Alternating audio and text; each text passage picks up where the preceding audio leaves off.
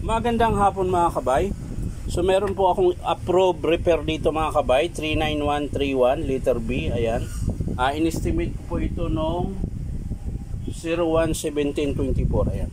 So ang papalitan natin mga kabay, 608 sleeve bearing tsaka carbon brush. So tara mga kabay, samahan nyo po ako. So ayan mga kabay, bubuksan ko na po. So papalitan na po natin ng bearing.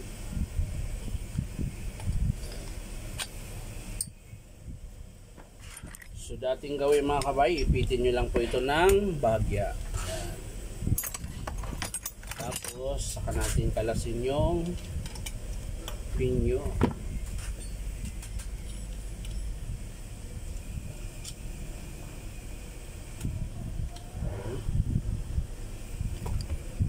Matigas siya mga kabay.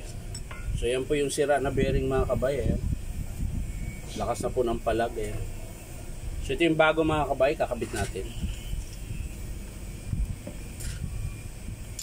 Yun. Pupukpuin nyo lang ito ng rubber mallet. Ayan. Para hindi masira. Tapos sabay kabit ng nut. Ayan, ipitan na natin. Ayan. So mga kabay. Tapos dito yung sleeve. Ayan. Sleeve bearing.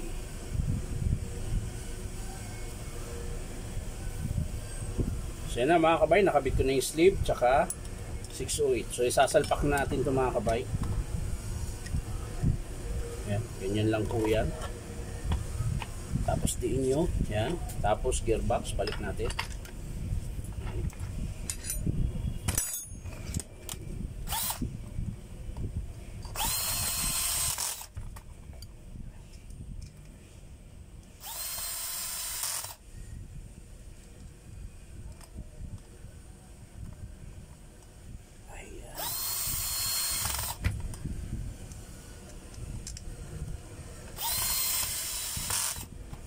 Ayan mga kabay, okay na. So, kakabit na natin yung carbon. Ito po yung carbon mga kabay. Yan po yung original na carbon. Merong stopper po. Ayan. So, isa lang po yung stopper ha. Yung kabila, wala pong stopper yan. Ayan. So, kakabit ko na mga kabay ha. Ayan. Ang pagkabit nito mga kabay, gagamit kayo lagi ng long nose para hindi po mabali yung pagkakabitan ng terminal sa carbon brush. Ayan. Tapos tutulak nilang po ng dahan-dahan. Huwag lang malakas kasi nababali po yung tenga nung brush holder pag sobrang lakas.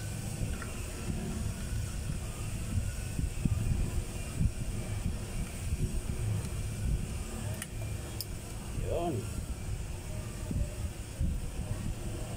So yan na mga kabay. Ayos na po. So, titesting lang po natin. Papaanda rin lang po natin. Ayan.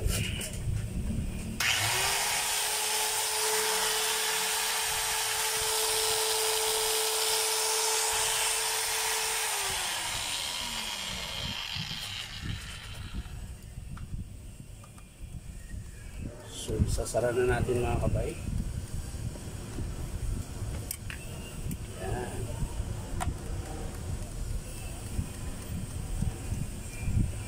So ayos na mga kabay. Bali ang pinalitan lang po natin ay 608 na bearing. Ayan. Tsaka sleeve.